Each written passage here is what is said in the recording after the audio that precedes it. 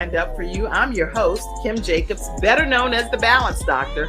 And all of our guests that come on, they're either people that have overcome some tremendous odds in their own lives as they balance this thing called life, or they're experts and they're here to share tips and strategies that will help you better balance and manage your life. Grab your virtual seats and let's get ready for some real relevant and relatable content on today's episode of The Kim Jacobs Show.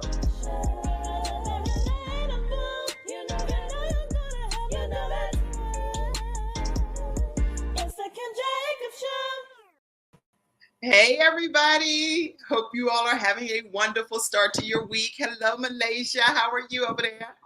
Hi, Miss Kim. I am well. How are you? Oh, I am doing so much better now that you are here. Thank you.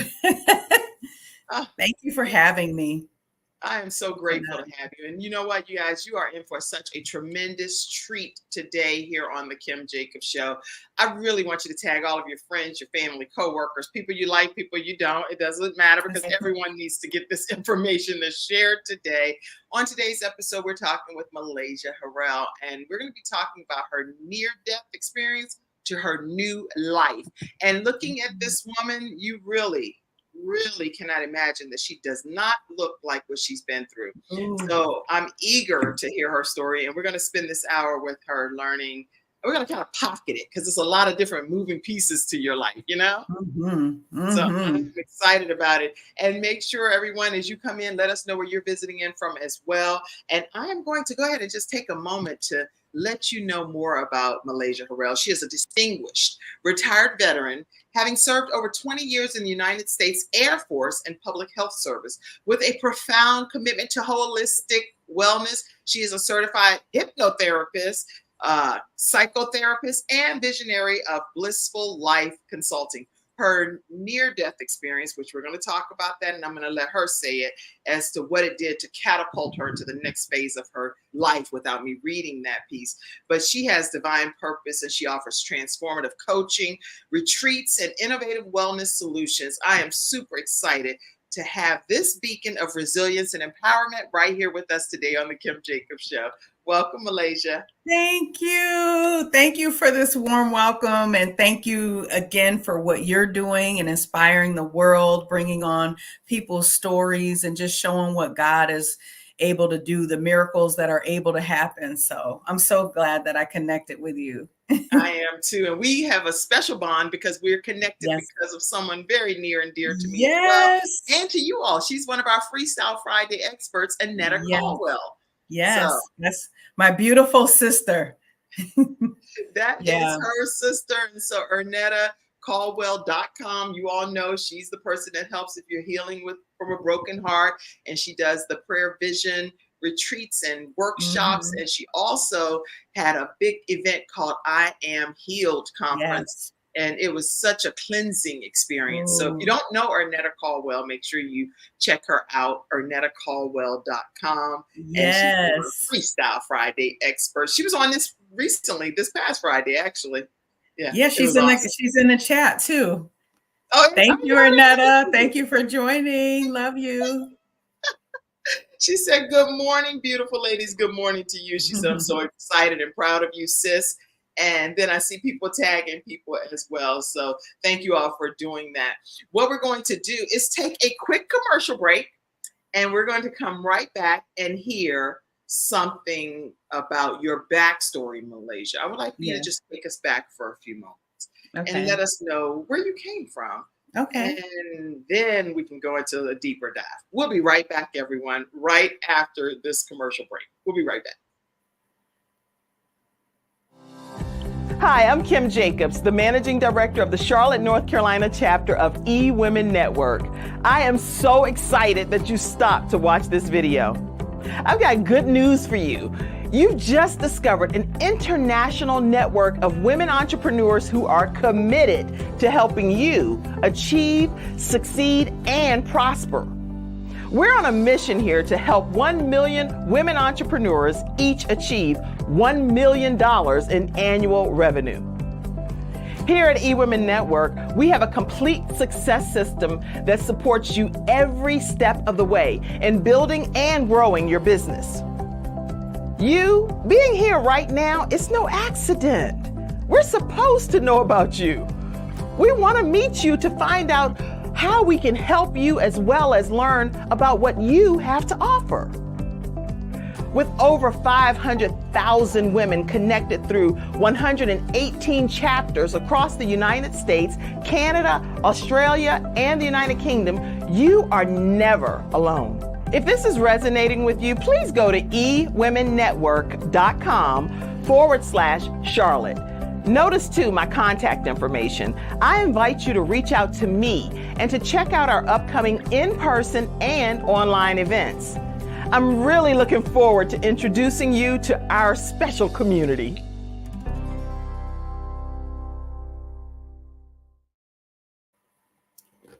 Yes, everyone. So I am excited because with eWomen Network, we have events. There are 118 chapters around the country. So if you're interested, no matter where you are in the country, definitely you can put Kim Jacobs as your sponsor, and I will connect you to your local managing director. If you're here in the Charlotte and surrounding areas, make sure that you visit ewomennetwork.com/Charlotte, and we will invite you to all of our events that are taking place at the Charlotte Museum of History. All right, Malaysia, Yes.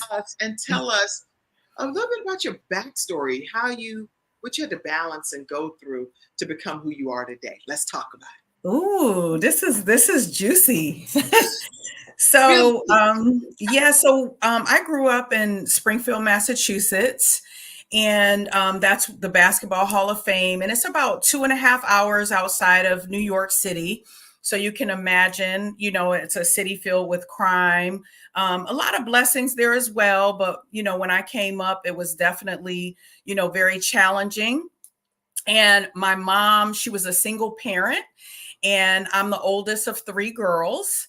And so that was also a very challenging environment for so many things. I experienced a lot of, poverty, also, all types of abuse, physical abuse, serious mental abuse, and also sexual abuse from several different people when I was little. And so at that time, with the balance, I really had to learn to take myself outside of myself at a very young age.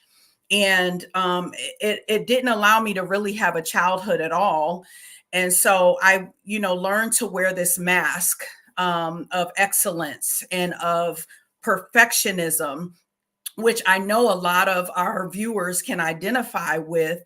Things that happen to us cause us to not always be our authentic selves because we want to hide, the trauma and the pain that is going on. And so I really learned at a young age how to become this. On the outside, you wouldn't know what was going on. And even from our story of what we've learned, a lot of people wouldn't know what's going on. And so through my journey, I've had to learn to really unmask a lot of that and release a lot of that. But I was blessed, I had a lot of angels in my life, I would say, when I was a little girl, angels all the time. And you don't realize it when it's happening, but it's till you reflect later when you say, you know what, God was always there. I always had someone to be by my side. And so I remember I was always in these gifted, talented programs, for writing, for science, for everything, for leadership. And so I was always sent to these different programs. And I think it allowed me to have hope, to show me that, life didn't have to be like the life that I saw in front of me every day. And, I really had to be a kind of like a parent to my sisters. And I feel like at some point I really raised them when I was little, and it wasn't until, a little bit later, I was actually removed from my mom's home because of the abuse. The cops actually removed me. So that's where it all started. It was very you can't go to the rest of the story without us unpacking some of what you just said, because there are a lot of young people that have gone through what you've experienced. And then ultimately, like you said, being removed from the home. Here you are, the parent figure That's the Yeah, only stability really right there in the home for your two younger sisters. Is that what I'm hearing you say? that's what you're hearing. And so at what age were you removed from the home? It was maybe about 11, 12-ish. It was Hmm. before, maybe 10, maybe 11. It was right before junior high school that I was removed and sent with my grandmother. And I had so much guilt, even now, I've, even as an adult, I had so much guilt associated with that because I did everything that I could to make sure that I didn't abandon my sisters because I didn't want them to endure what I was enduring. Of So course. I was the one who tried to really take the brunt of everything that was going on at that time. So Hmm. it And was a so lot. being removed from the home and your sisters having to still stay there, or were they? Yeah. Well, they stayed there for a while with her, but they ultimately had to be removed or had to move to different places as well. So they have their own, stories of triumph, that of the things that they had to go through as well. But yeah, it stuck with me. It's still, like I said, it doesn't just magically disappear. Of But yeah, I course. wanted to do everything to make sure that they didn't get removed. So I actually had a counselor in middle school, and she came. I don't know, again, the angels, but I remember in junior high school, there was a social worker that came to the school, and they specifically took a small group of girls. It wasn't even a whole class. And she started talking about mistreatment Mhm. and what it was like, and all of the things, and I just bawled. Mm. I started crying. I could not control myself. And again, no one knew any of this. I Right. came to school with bruises. I would hide them. I would have a summer, a sweater on in the summer. And it was after that she started meeting with me on a regular basis. But I did everything to say, listen, you can't tell my mom, you can't tell anyone, because I didn't want to, I didn't want my sisters to be, I think they probably would have taken all of us, at that time. So I didn't know what would happen and if we would Right. get split up and put in different places. Mm. So, but I'm telling you, those angels were there the whole time. Mm. Okay. So now you're in counseling, basically, really Mhm. unbeknownst to you, because they handpicked you and Yeah. selected you in middle school, right? In Yeah. junior middle school, or so. And Yeah. they pulled you out of all of these kids in this school. You Yeah. get selected. Now, Yeah. what did that do for you whenever you realized that you were chosen, even though at the Yeah. time you weren't looking at it like you were the chosen one in that regard? Right. But like you said, angels were protecting you. That's What did right. that do for you in that time? It let me know that God loves me because I didn't feel the love at home, Mm. with my mom. I love my sisters, they love me. But when you don't have the love of your parent, and my dad was really absent at that time, it's hard because you're like, if my parents don't love me, then does anybody else love me? You question God's love for your life as well. So to have her to talk to me, it gave me hope. And I knew that at the end of the day, if things got really, really like I was in real danger, that there was someone that I could call if I Mm. really, really needed to. So I knew God was there. Yes, even at an early age. So everyone that's Mhm. watching, I know many of us, we all have, and probably Yeah. all of us have something that we have overcome to become Mhm. who we are today. And that's a real big thrust of this show is, what's your backstory? What did you have to Yeah. endure to Mhm. become ultimately who you are today? And how can you really help other people get to the other side of their mountain based on Ooh, your own testimony, your own story? And so yes. I'm so grateful that you all are tuning in today. I already see lots of comments coming in, and we will take like a flash round in a few minutes and go Okay. through all of those. But let's just go through some of them right now. Mackenzie, go ahead Okay. and pop some of them. Mackenzie's backstage, everybody. Pop some of these comments up because we don't want to go too far in the show and not capture them. So I see Ernetta Caldwell saying there is freedom in the unmasking. Yes, it is. Mm. when you finally take that mask off. Dr. Tina J. Ramsey, she's the founder of CTR Media Network, which allows the Kim Jacobs Show to ultimately stream in 100 countries as well. And so I'm so happy that you're on today, Dr. Tina J. Ramsey.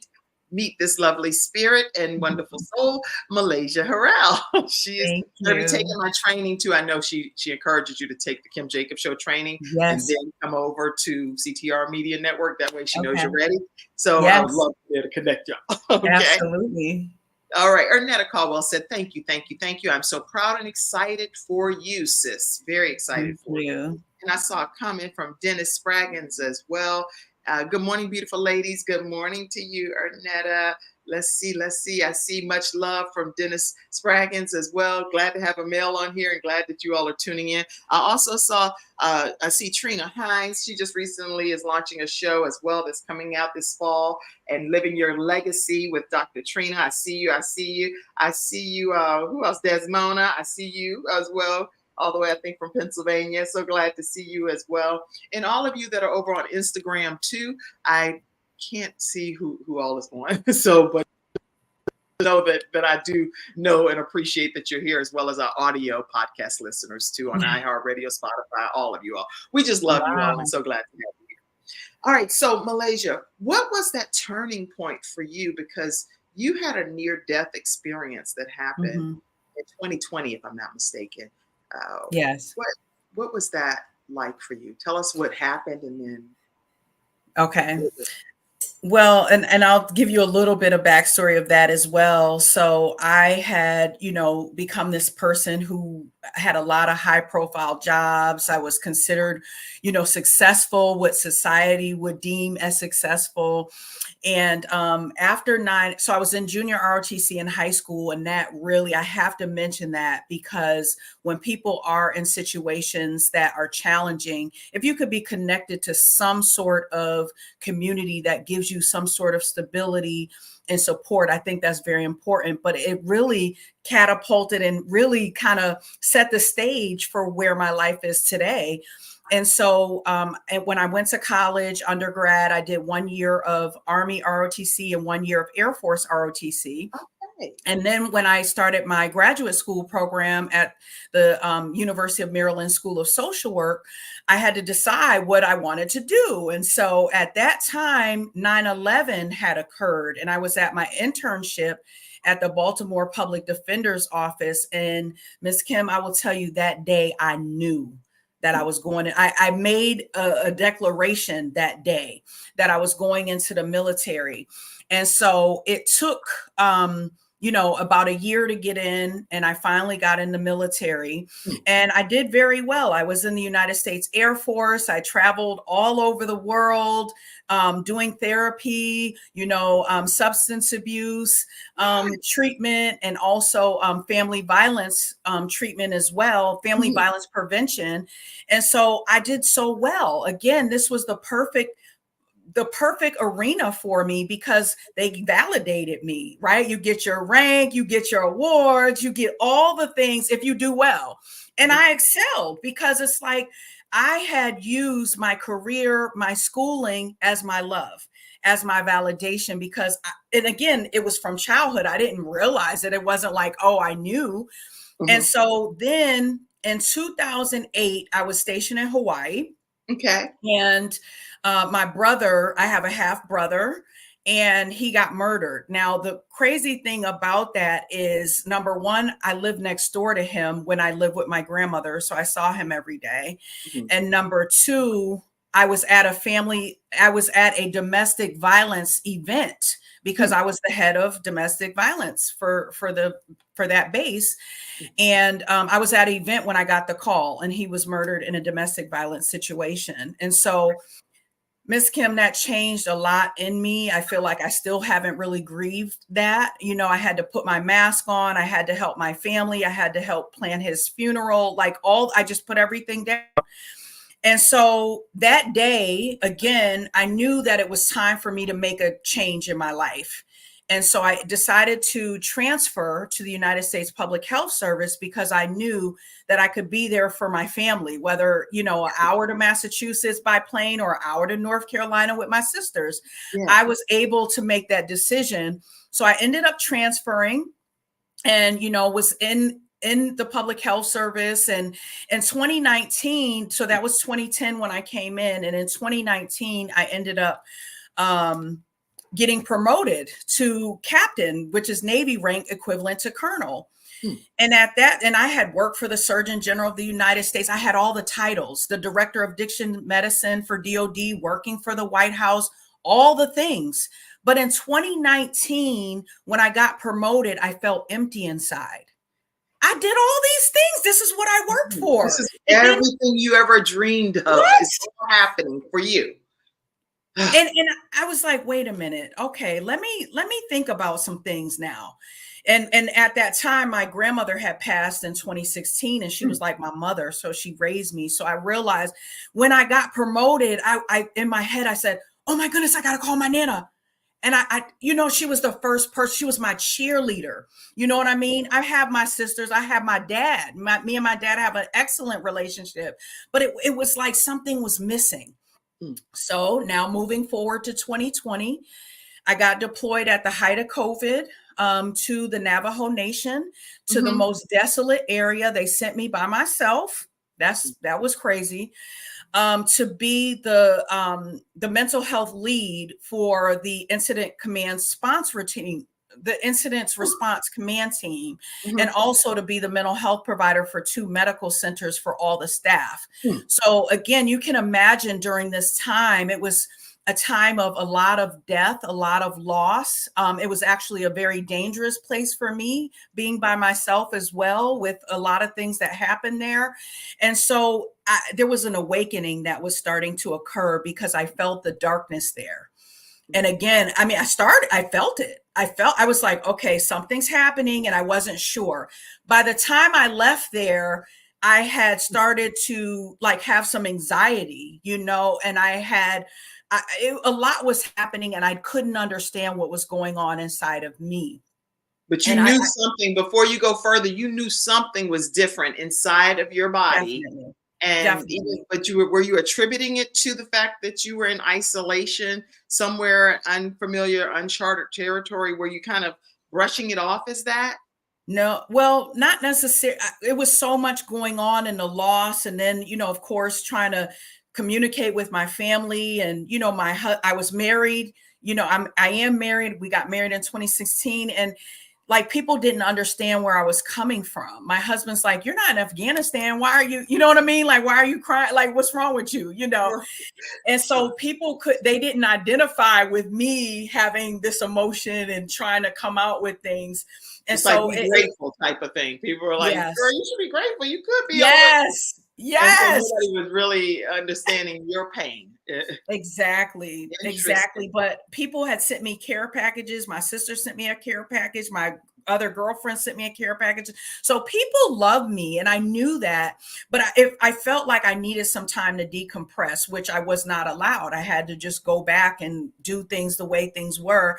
So I started exercising a lot, and I was exercising a lot there to, you know what to do. I'm a mental health provider. I know all the things to do, right? I'm the specialist. I'm all the things. Nothing's wrong. Nothing can be wrong. And so, so I got home, and me and my husband were walking one day.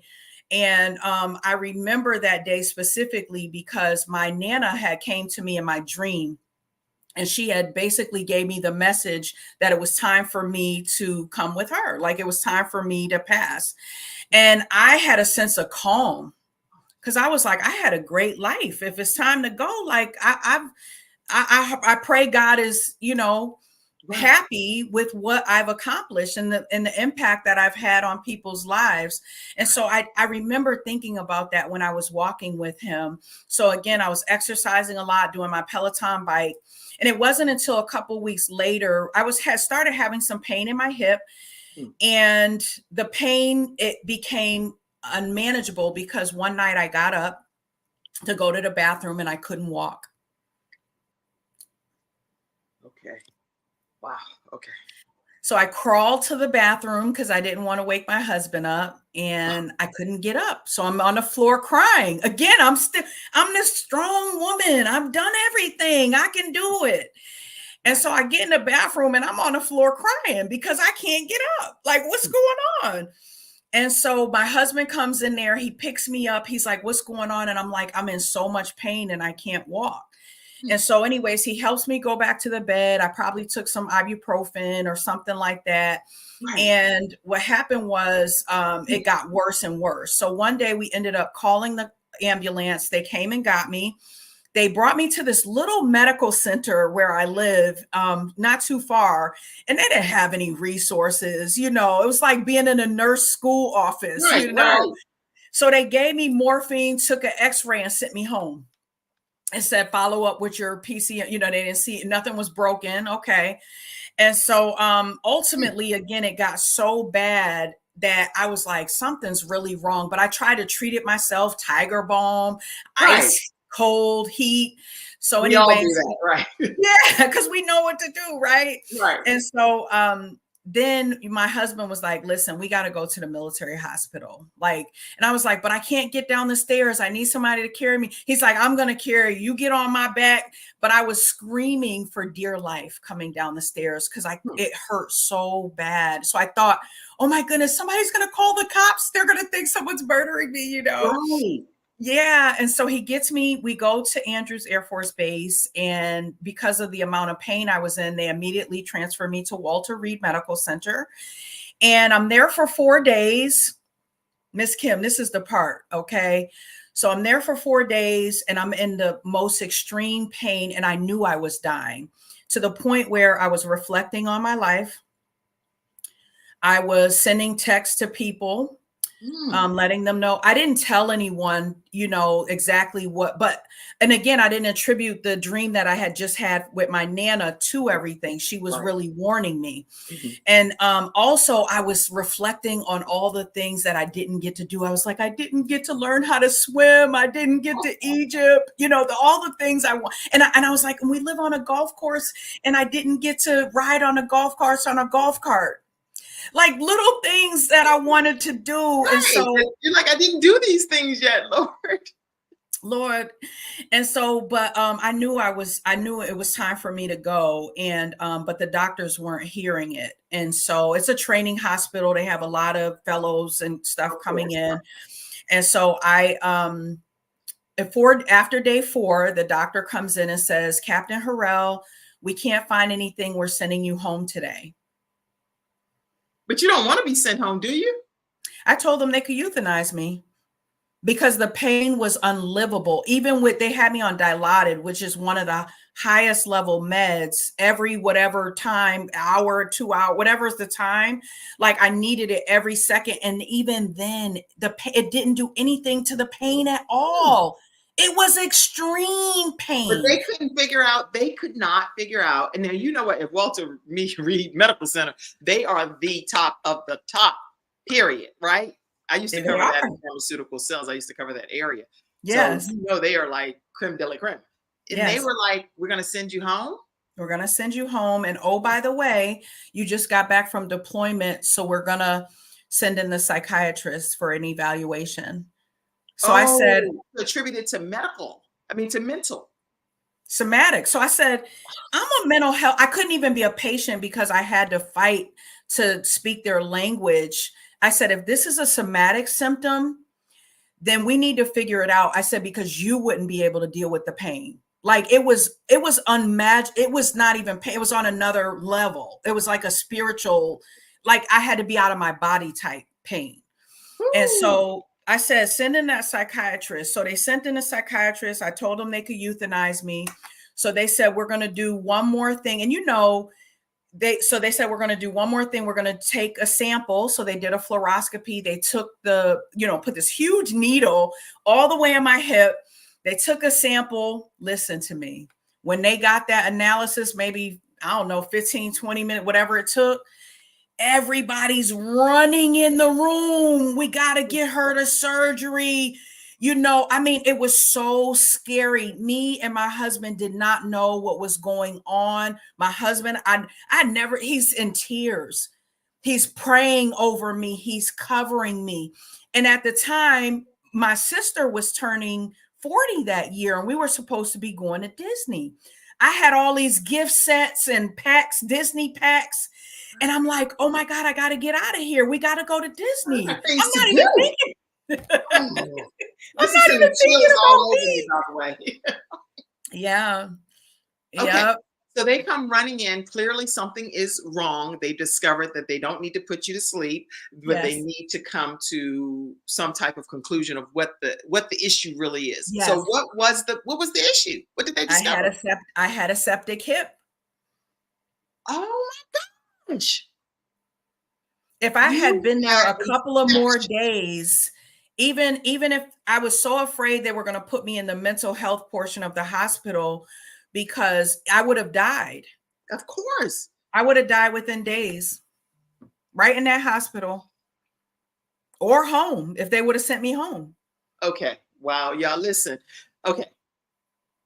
How important is it? I'm trying to think of some questions because this is just a conversation. I got my arms over here crossed. I don't have no written questions. All I'm thinking about is the fact that it is so important to advocate for yourself. You have to. Because they were bringing in mental health specialists, psychiatrists to evaluate you because they could not find anything wrong. So how important is it from your perspective to advocate for yourself to the point extreme measures, really? Ooh, I'm trying to, every time I think about it, here's what I will say to everybody in the world. I'm somebody who was at the top of my career. An 06 captain/colonel. So you think, you got rank, you got status. So can you imagine what happens to somebody who isn't in the medical system and who doesn't have the experience? I knew what to do. And so it pains me because, especially with all of the healthcare disparities that we're still seeing in the world, for us to feel like we're not worthy, to feel like our lives are not worthy of getting even the compassion. Because that's not compassion to tell me that I'm crazy. That's right. Or to make me feel like I'm crazy. Like something's wrong with me. I'm telling you, I have all of these specialty degrees and different things behind my name. And I'm telling you what I know. But you're telling me something's wrong with me for knowing it. So, but then you find out really there wasn't anything wrong with me, and I could have died in the process of you trying to put me in my place. It's like, really? Oh. Yes. So it's very important to advocate for yourself. And you may not, I felt like I didn't have the energy. And at some point I did feel like, okay, if it's time for me to go, like, Lord, I'm ready, because I did not want to be in an environment where I had served and given up, sacrificed my life for this country, for them to, basically discount what I was saying to them. I did races all over the world, bodybuilding. So, and I'd never been hospitalized. So how can you not dig a little bit deeper? And what also hurts me is I've told other people the story, and one person who didn't even know what it was said, "Oh, that sounds like sepsis to me." So that's the part that's really concerning. So to advocate, you may not have the energy. And so I believe that prayer is very important, which I was doing a lot of it because I thought I wasn't going to make it anyways. And also, you may not have the energy, but hopefully you can connect with someone who can help you navigate that system, who can help you. It's not always easy. But if I believe that when you are still on this earth, when you still have lungs, the air to breathe in your lungs, that means that God still has a purpose for your life. I believe that. And so till you take your last breath, so you have to advocate, because Yes. otherwise you wouldn't have made it. I would have died days before that, then, before I even came in. Why did I live? Right. It's because God has a purpose. And maybe I'm at a point where maybe I'm the voice. Maybe I can be a voice for people. Okay. So, all right. So I'm going to pull up a few of these pictures. First of all, I've just typed what you shared. Prayer is very important. I'll put my glasses back. Very important in advocating for yourself or even getting someone else to help you on your behalf. If you feel Yeah. like I'm just overloaded and at my wits' end, cannot figure this thing out, get someone else that represents you. I think that's just wonderful advice. And as you have gone through your near-death experience, I saw a few pictures where some people were surrounding you in your bedside. That And was when we were supposed to be celebrating Ernetta's birthday. So I had a surprise birthday party. I tried to arrange it.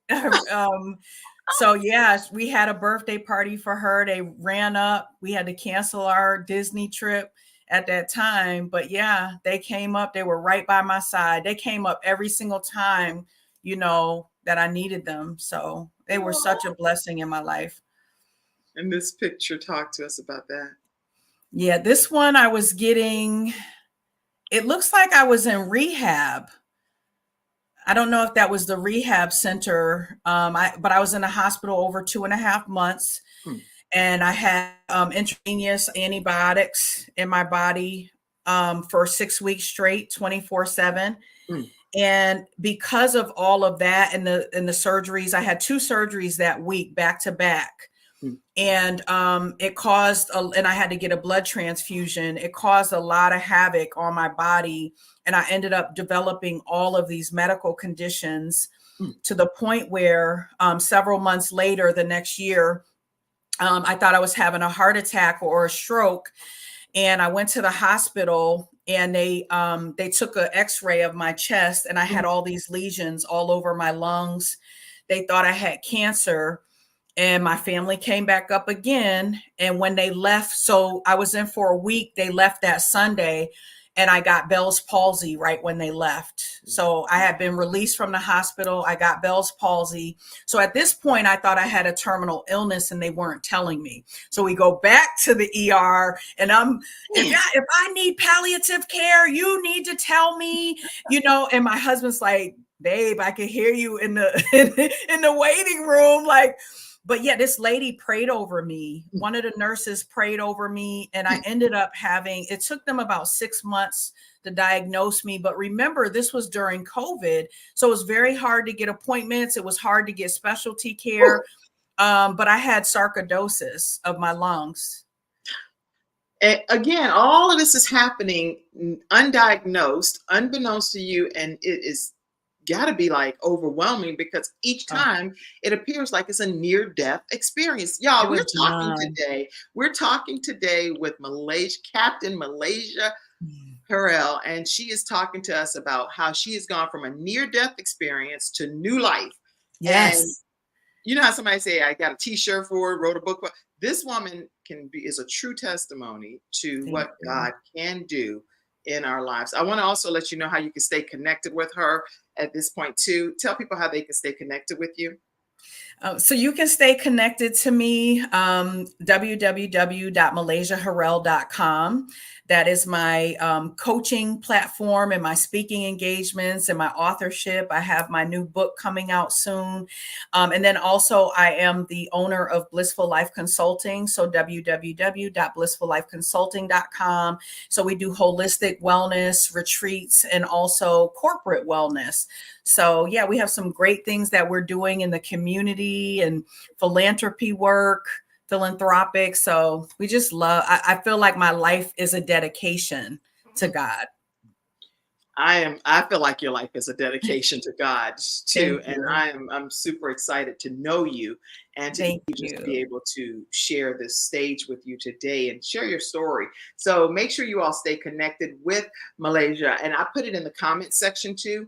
I also want to let you all know that we have our next group training coming up. If you want to learn how to start your own show from scratch, then I take usually 5 students in a group class, and our next class is coming up. in the next couple of weeks. And so we have one seat left, and you are welcome to grab that seat. And you can reach out to me at 704-944-3534, or you can email me, kim@thebalancedoctor.tv. I recently had an 81-year-old graduate. I'm going to pull it up if I can, but I'm going to, I definitely want you all to, wait a minute.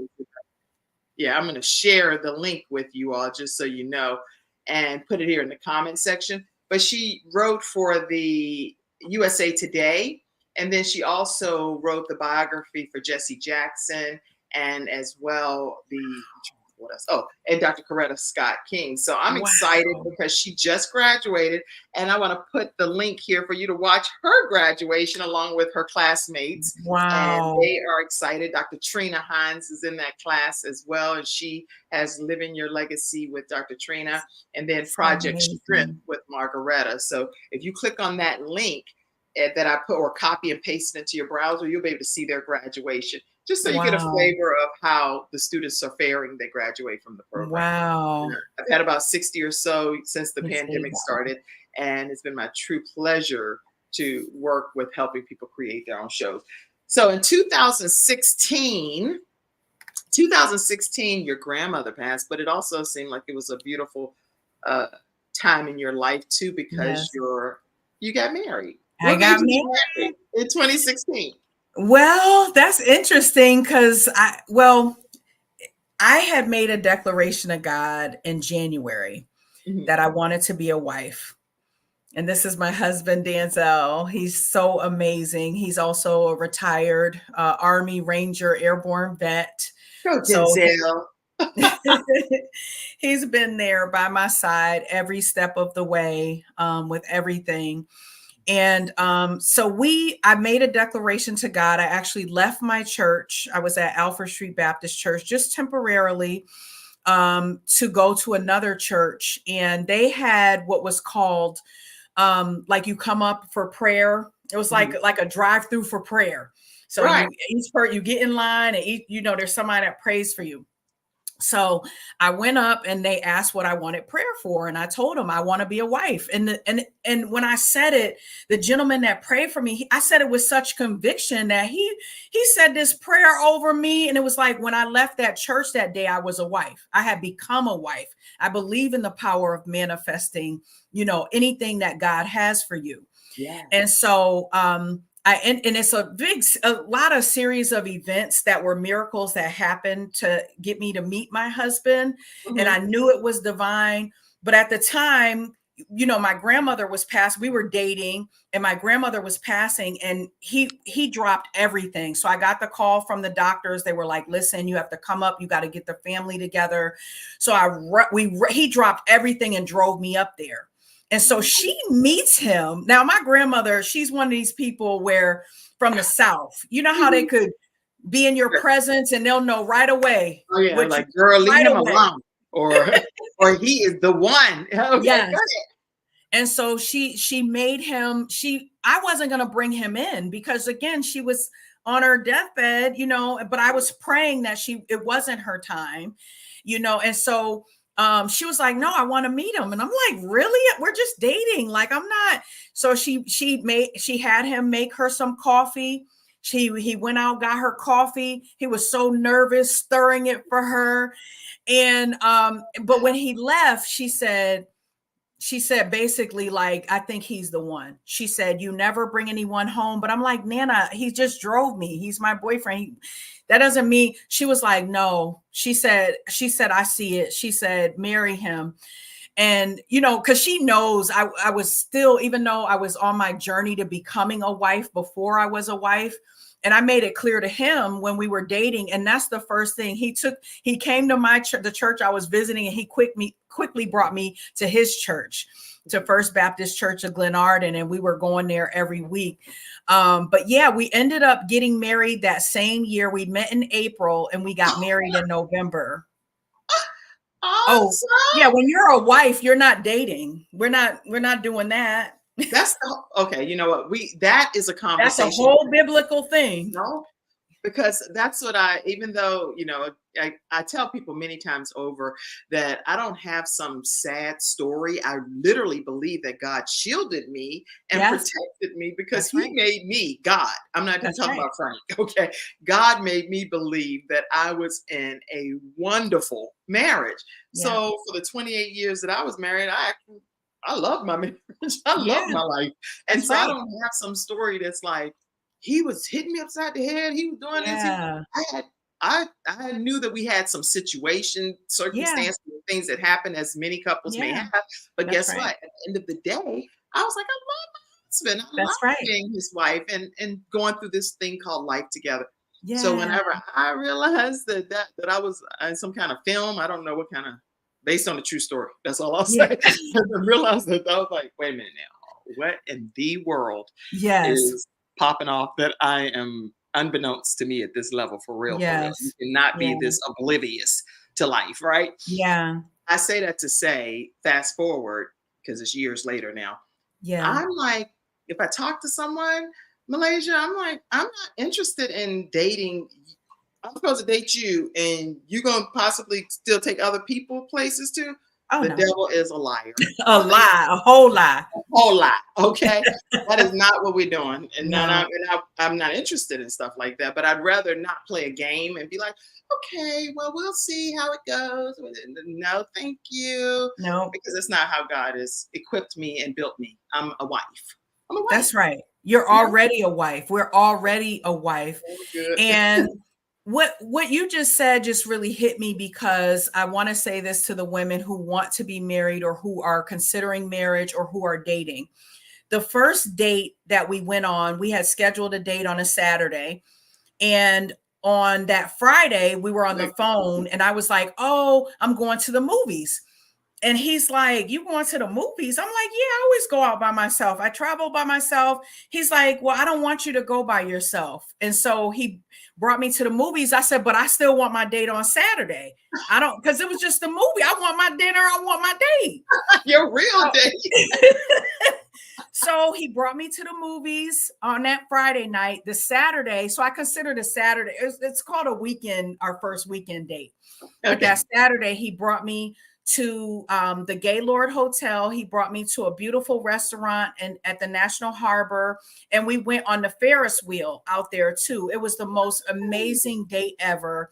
But do you know, at dinner, because we met on Match.com. Now, normally I had already been online, and normally I don't recommend that, but God told me to get online. That's a whole nother thing.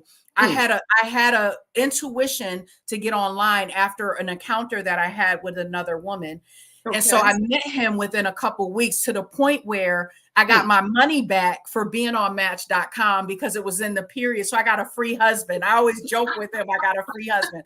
But that day, yes. Oh, somebody said they met their husband. Yes. Okay, yeah. If you all, that's what I definitely got to put that in here. If you all met your spouse online, please make sure you drop it in the comments section. Yes. We'd love to hear your love story as well, and even have you possibly come and be a guest on the show if there's a fit here. So please tell us your love story too. Okay, so you met him you got a free husband on Match.com. I got a free husband, but God aligned that whole thing. And so that night, when you'll know when a man really wants, and of course you have to have discernment, you have to continue to pray, but God revealed some things to me that night when we went to dinner. He said, I want to only date you exclusively, and I'm cutting my account off of Match today. He basically told me I was going to be his woman at that time. So it wasn't I knew him and again, we had only been talking for a couple weeks. Matter of fact, I had went on a couple dates in between. I think I had maybe 1 or 2 dates I had went on already. But no, he shut it all down that one night. Wow. Okay. Yes. This is going to be interesting, because actually tomorrow we have a relationship coach, Ken Canyon, is going to be coming on the Kim Jacobs Show. And if y'all know about Ken Canyon, you know he is a whole trip.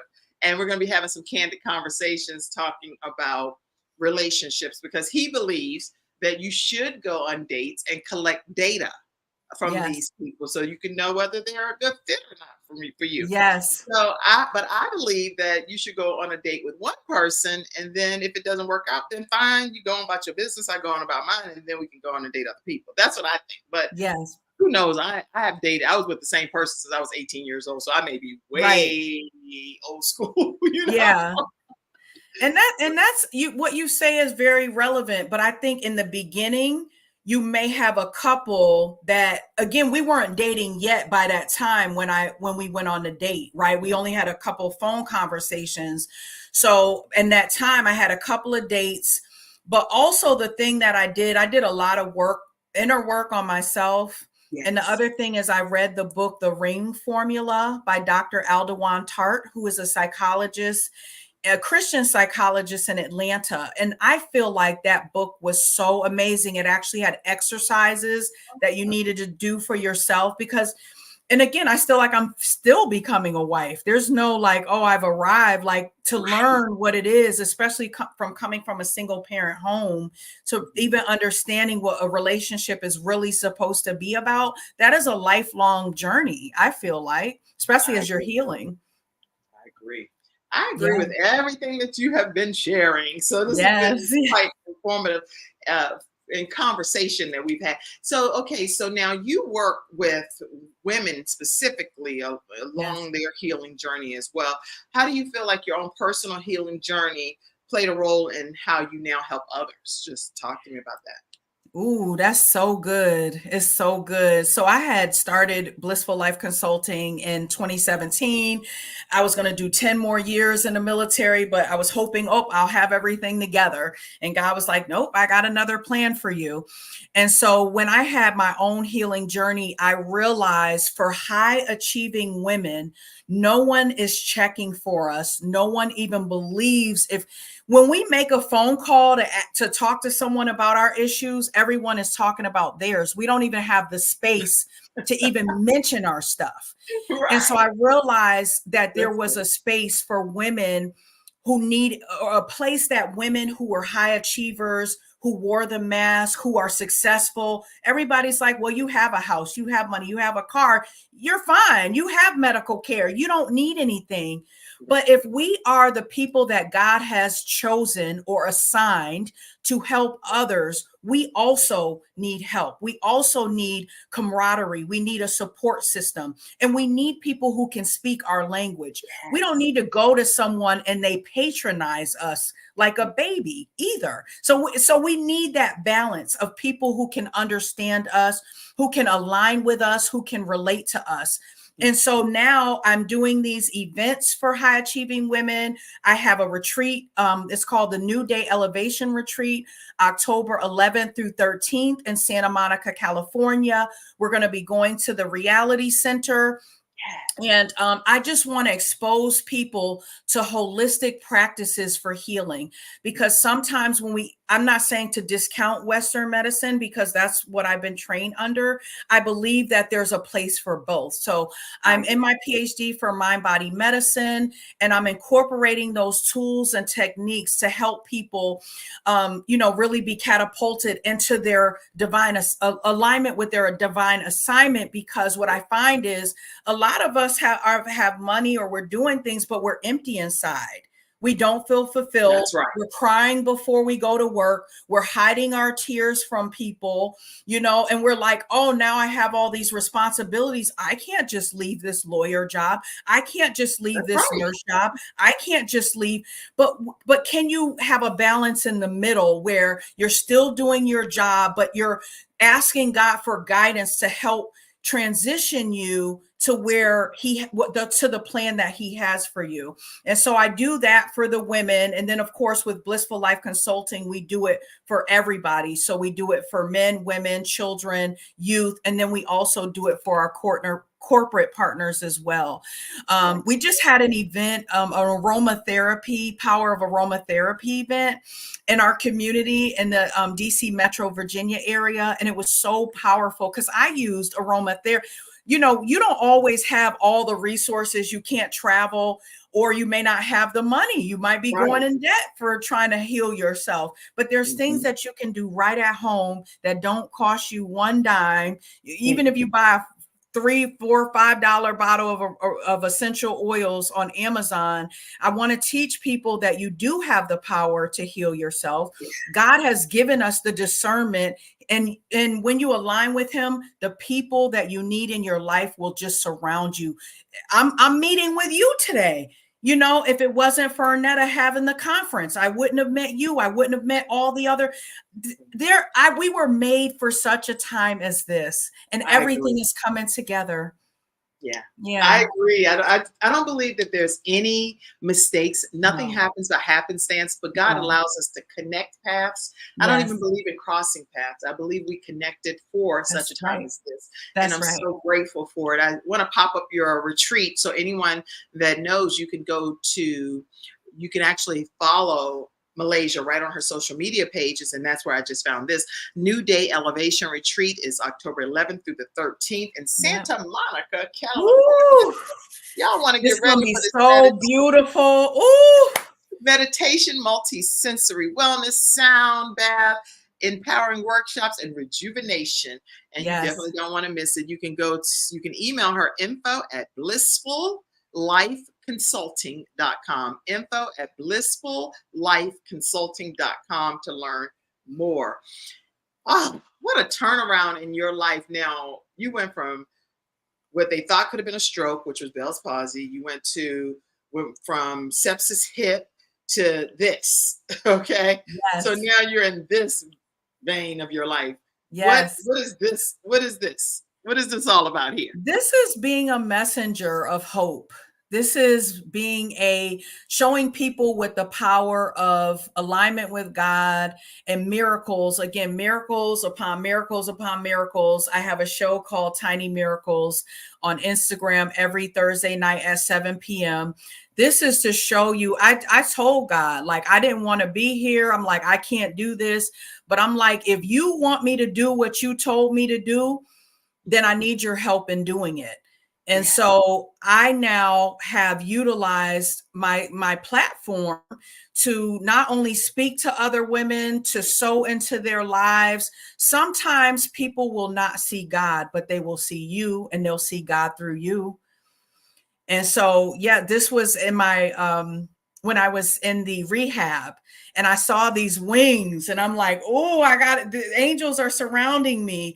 But so a week after my retirement ceremony, I was at a retreat speaking for veteran women nurses. A week after that, I was in a meeting with Howard Schultz, who was the billionaire founder of Starbucks. And ever since then, when I decided to be obedient, because I was fighting God, I wanted to stay active duty. I wanted my 20 years. I'm like, you're not going to medically discharge or retire me before my 20 years. I was fighting, but I was getting more sick. So you see that I was able to walk in my ceremony without my cane. I was able, now them shoes was a little wobbly. I will say that. Look at you standing tall, woman of God. And I am just so inspired by what God did to transform your life, for you to be here as a living, walking, breathing testimony of the goodness of God. So I'm really, really grateful for that. Yes. And because because we didn't get to go to Disney for Ernetta's birthday, we ended up going to Universal Studios several years later. And so at least we got to do, something to try to revive everything, the celebration of life on all fronts. So now I'm dedicating my life to spreading the message, doing workshops, retreats, speaking engagements. Now I'm getting booked for all these speaking engagements. I have one this weekend, but again, I'm like, Lord, can I do this? Am I going to be in pain? Am I going to have, because again, I don't want to say like I've arrived. And I love the mantra that Arnetta uses, I am healed, because you have to speak life into you.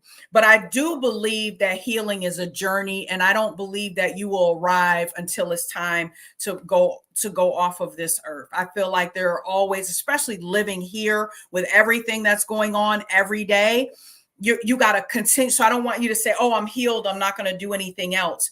No, you continue to work those healing muscles through spirituality. So I do spiritual transformation coaching, because what I found in my practice of doing mental health therapy for over, I don't know, 28 years, Right. what I found is that you'll get temporary changes if you just use your mind. Yes, you can change your mindset, but if you don't change the spirit, if you don't cleanse the spirit, then what's going to happen is you will go back. You ever notice when it's like, oh, I have this job and I have a boss that's crazy or whatever, and then you go to another job and you have the same situation, or you're in a relationship with someone and you get in the next relationship and it's the same, you're on this hamster wheel, or you lose 100 pounds and you gain 110 back. It's because your spirit still is holding on to whatever it is, whether it's traumas, whether it's blockages. There's some energetic issues that are going on that need to be addressed. So if I just if I just do the outside and just the mind, then it's just going to be very temporary. You have to operate those spiritual muscles and exercise them just like you do working out or anything else that you do.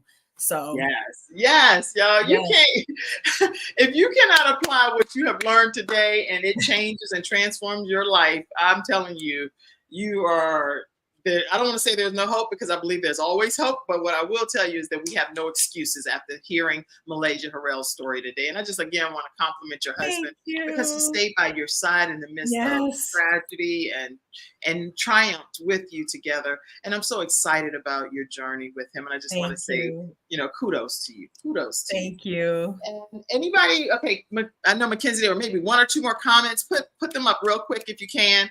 Any comments that's back there? Pop them up on the screen for a second. Ernetta said, congratulations to the 81-year-old that graduated. She said, my brother-in-law, he is the bomb. Basically. Yes, okay. yes. Okay. Whole lot if you think that we're going to be dating just to be dating. Oh, no. Okay, girl. Oh, I met my husband on Tinder as well. Yes, Mackenzie. Mackenzie backstage and hooked up with her Boaz on Tinder. Yes. She said something about a baby. Happily married for almost 3 years. And that's right. Congratulations. All right. Any other comments? I tried to get all your comments in, everybody. And I see you, Marika Green. I see you, Marika. I see you, Mackenzie. I see you, Dr. Juliet Pinder. And I saw you said, wow, awesome. You had a baby in September, Mackenzie said. Katrina Lee, I see you. Kevin Newman, I see you. I see all of you guys. Annabelle Lola, Nicole Ron, Felicia Coakley, John Allen, Trina Hines, Dr. Trina Hines. Okay. Desmoni, I see all of you guys. I see all of y'all, and I thank you all for tuning in. Mother Julia Harper as well. You have to address who you are with, in the true you will manifest on the outside. That's so true. To who you truly are. Yes. Okay.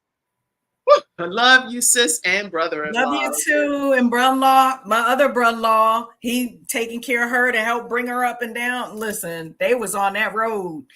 So we were blessed to have the husband. Take all the comments down, Mackenzie. Let me also tell you all that with the Kim Jacob, well, I should tell y'all, I just recently received an award too, which is in the Know Women to Know in the Carolinas area. And so it was a pleasure to be selected and recognized for that particular honor and celebrated. They had Rolls Royce, all kind of stuff. It was like a stepping out occasion. Congratulations. It was a sight to behold. So what an honor and a privilege. Thank you so much, Know Women, for honoring me and that. And that was the photo shoot that they did. I was like, I didn't even know my legs looked like that, but I was like, you're beautiful. I wasn't thinking about my legs, but somebody said that. I was like, okay, great. All right. Make sure you all tune in tomorrow, because you're going to get to hear candid conversations from Ken Canyon. He will be here. And if you have any questions about relationships, go ahead and pop them into my email. You can send it over to our Facebook page. We'll capture them and share them. And then the only other thing I want to let you know before I get a closing comment from you, Malaysia, is have you poured into the Kim Jacobs Show? We come on Monday through Friday. Let me look in y'all eyes for a minute. Listen, we come on Monday through Friday, just like all of these primetime, daytime talk shows, right? We are right here in your home, bringing balance to the world, one household at a time. And the guests that we bring on, Captain Malaysia Harrell, and many others are phenomenal guests, pouring their souls out to help bring better balance to your life. Yeah. As a busy mom, as a busy executive, as a busy parent, whatever it is that's making you tune into the Kim Jacobs Show, take a moment to pour into our broadcast. It is solely based on contributions and partnerships from community members like yourself. So take a moment, screenshot this. Let me smile in case they take a screenshot. Okay. Somebody might be taking a screenshot. You don't want to be all like idiot. Yes. Make sure you all send the Cash App, which actually, Malaysia, I saw that you sent the Cash App. Yes, I did. Thank you for doing that. You're welcome. To Kim Jacobs Inc. Or you can use paypal.me/Kim Jacobs Inc. Some people use Venmo. That's at the Kim Jacobs Show. Or you can even Zelle 704-962-7161. You can become a part of our Patreon membership, which is exclusive back content that you don't normally get exposed to. And that's patreon.com/the Kim Jacobs Show. And Sharon, I saw that you recently became a Patreon member, so welcome aboard. Also, motherdreamer.com/join. If you're a mother with goals, dreams, you put them on the back burner, but you want to dust them off, join the Mother Dreamer movement. motherdreamer.com/join. Closing comment, Malaysia. Keep God first in all you do, and everything will be provided for you. It may not seem like it. Sometimes the situation looks bleak in front of you, but I'm telling you, if you are living today, then that means that God has an amazing plan for your life. And sometimes you just need a plan and clarity for what that is. And so I hope if you are a woman who need clarity, you contact me so that we can go to the retreat, and you're going to get clarity at that retreat in October. So thank you again, Miss Kim, for what the light that you're providing in this world and everything that you're doing. You are such an amazing blessing, and I'm happy to support you in anything that you do. Thank you. Thank you all for tuning in today to this episode of the Kim Jacobs Show. I see Arnetta saying congratulations. I'm so excited for you. You deserve it and much more. I love you, Arnetta Caldwell. Absolutely. Yeah. And keep inspiring, sis. This is just the beginning. Yes, it is. Thank you, Arnetta. Love you. All right, everybody. I hope you enjoyed today's episode. We'll see you again Monday through Friday at 11 o'clock a.m. Eastern Standard Time right here on the Kim Jacobs Show. Have a great day, everybody. Thank you for being my guest, Malaysia. I love you. Bye-bye. Love you too. Thank you. Thank you for tuning in to today's episode of the Kim Jacobs Show and for being in the virtual studio audience. Your presence truly